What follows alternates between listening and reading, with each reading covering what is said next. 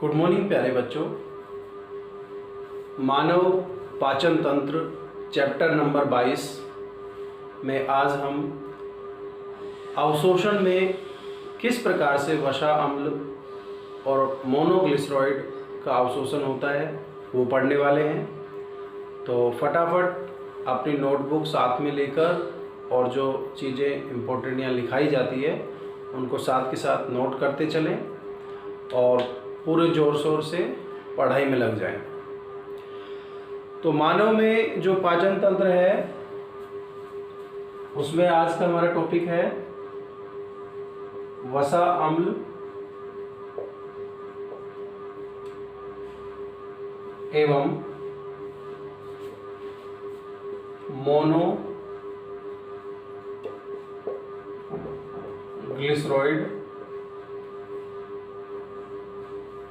का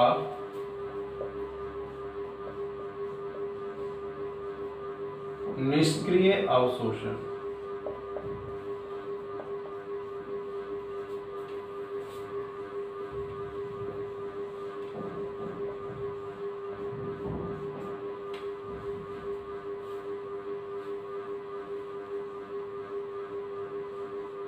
इससे पहले हमने जाना था कि अवशोषण क्या होता है।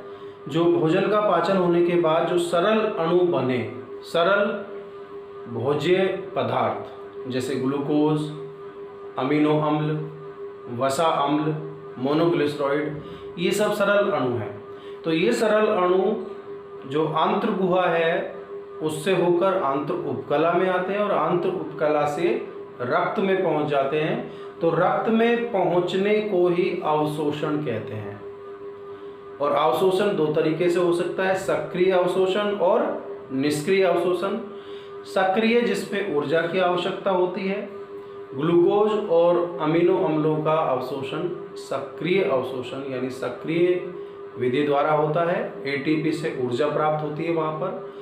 लेकिन जब भोज्य पदार्थों का अवशोषण बिना एटीपी के या बिना ऊर्जा के ही अवशोषित हो, यानी उनका अवशोषण बिना ऊर्जा के ही हो, तो उसे निष्क्रिय अवशोषण कहते हैं। मोनोग्लिसराइड और वसा अम्ल का अवशोषण निष्क्रिय विधि द्वारा होता है। तो कैसे होता है उसको हम जानते हैं। सबसे पहले तो वसा अम्ल और मोनोग्लिसराइड जो है वो अणु पित्त लवणों के साथ जुड़ते हैं। किसके साथ जुड़ते हैं? पित्त लवणों के साथ जुड़कर, जैसे मान लीजिए ये यहाँ पर हम बना देते हैं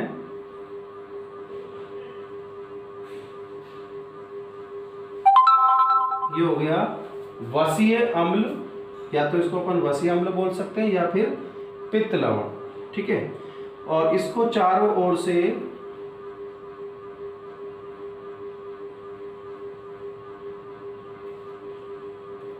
ये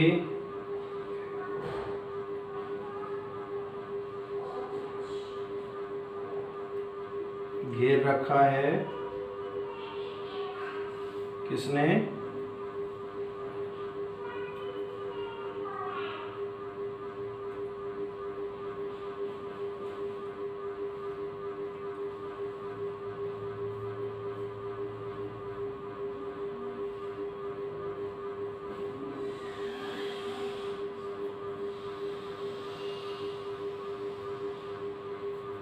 ये तो हो गया क्या भाई? ये हो गया वसा अम्ल, इधर लिख देते हैं वसा अम्ल, ठीक है, या मोनोग्लिसराइड।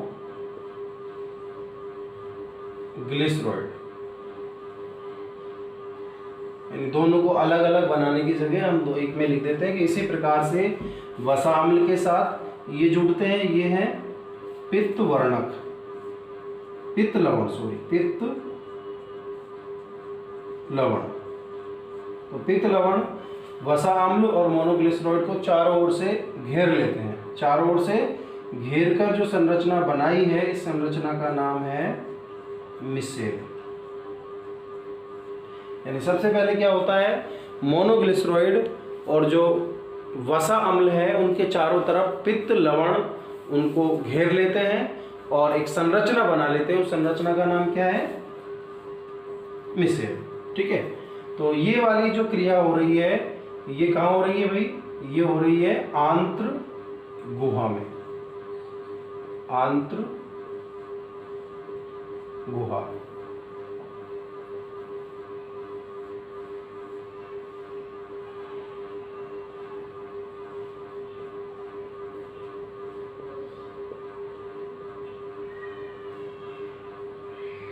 ठीक है, आंत्र गुहा के अंदर ये क्रिया हो रही है। आंत्र गुहा, ये जो मिसेल है अब ये क्या करेगा? ये आंत्र उपकला के समीप जाएगा, यानी कि अब अगली जो संरचना आने वाली है काम वो है आंत्र उपकला, यानी कि ये जो मिसेल है ये आंत्र उपकला हम यहाँ बना देते हैं इस तरह से।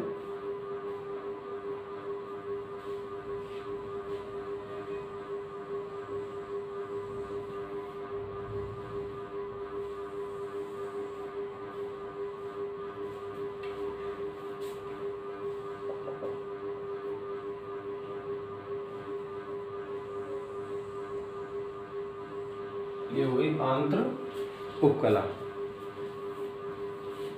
तो मिसेल जो अणु है, ये मिसेल जो अणु था, इससे ये जो वसा अम्ल जैसे इसके संपर्क में आता है मिसेल आंत्र उपकला के, तो ये क्या करेगा? वसा अम्ल मोनोग्लिसराइड जो है इससे निकलकर और ये आंत्र उपकला की कोशिका में प्रवेश कर जाते हैं और बाहर केवल पित्त लवण जो है वो बाहर रह जाते हैं इस तरह से।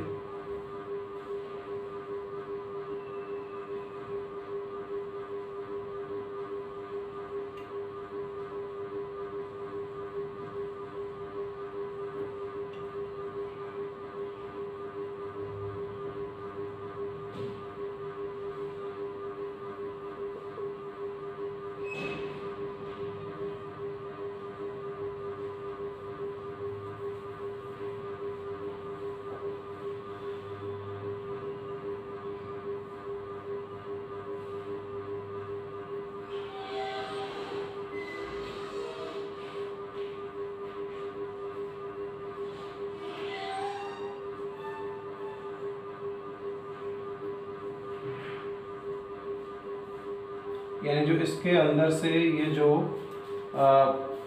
वसा अम्ल व मोनोग्लिसराइड जो था, इनको हम शॉर्ट में चाहें तो वसा अम्ल को हम लिख सकते हैं फैटी एसिड Fa और मोनोग्लिसराइड को Mg, शॉर्ट में लिख सकते हैं। ठीक है, तो ये वसा अम्ल यानी कि फैटी एसिड, ठीक है, और मोनोग्लिसराइड जो थे यानी कि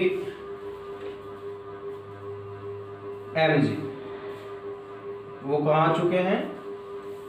आंत्र उपकला की कोशिका के अंदर। कहाँ आ चुके हैं? आंत्र उपकला की कोशिका के अंदर।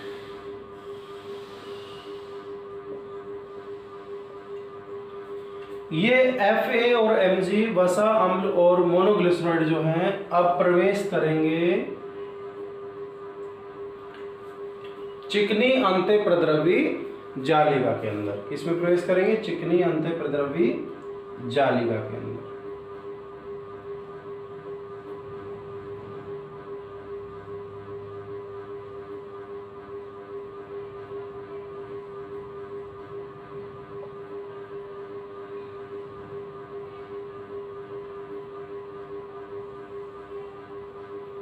ये है चिकनी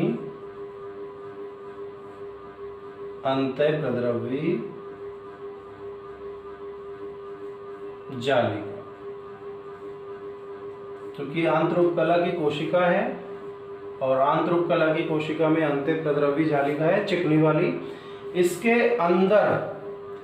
अंदर कौन प्रवेश कर जाएगा?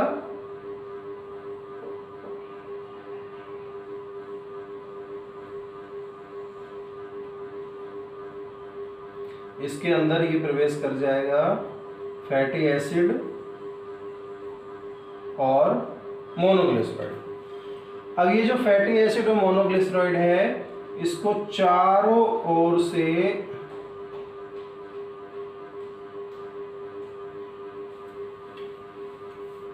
घेर लेंगे। कौन? इसको चारों ओर से घेरने वाले हैं प्रोटीन के अणु। कौन घेरने वाले हैं? प्रोटीन के अणु।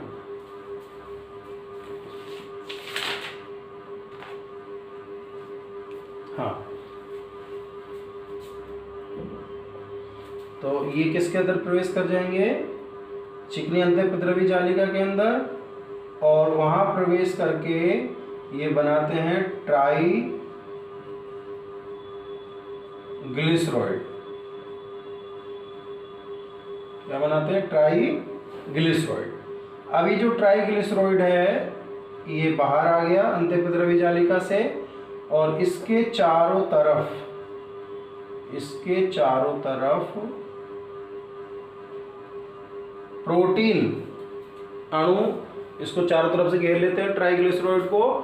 और अब ये जो संरचना बनी, इस संरचना को हम बोलेंगे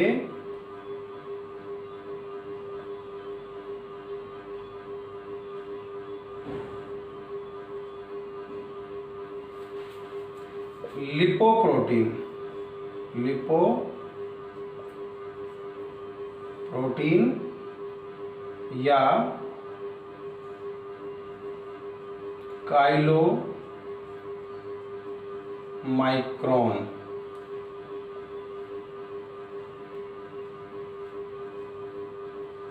लिपोप्रोटीन या काइलोमाइक्रोन। तो लिपोप्रोटीन या जो काइलोमाइक्रोन बना, ये धीरे धीरे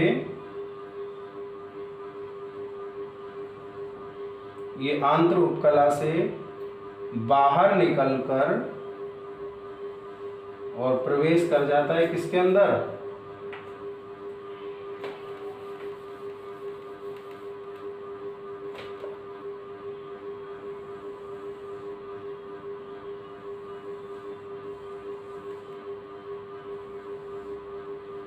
ये था लिपोप्रोटीन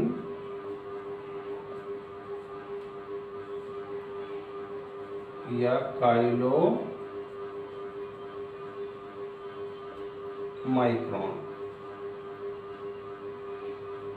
ठीक है, और ये प्रवेश कर जाएगा लैक्टियल के अंदर।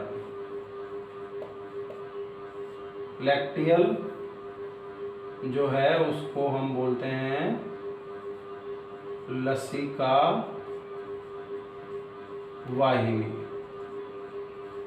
यानी हम कह सकते हैं कि वसा अम्ल और मोनोग्लिसराइड का निष्क्रिय अवशोषण विशिष्ट लसिका वाहिनियों द्वारा होता है, जिनको लैक्टियल कहते हैं। ठीक है, तो अब ये जो काइलोमाइक्रोन थे वो कहाँ आ चुके हैं? लैक्टियल में। और लैक्टियल से होते हुए अब ये आगे चले जाएंगे रक्त में। कहाँ चले जाएंगे?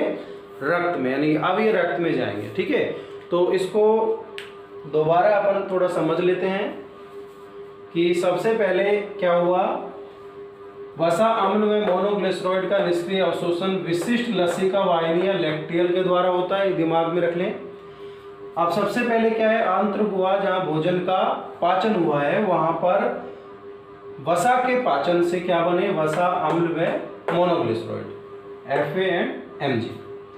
इनको सबसे पहले पित्त लवणों ने घेर लिया और घेर कर एक संरचना बनाई जिसका नाम है मिसेल। ये मिसेल आंत्र उपकला कोशिका के संपर्क में आई और इन्होंने वसा अम्ल और मोनोग्लिसराइड को आंत्र उपकला कोशिका के अंदर ये घुलकर अंदर चले गए।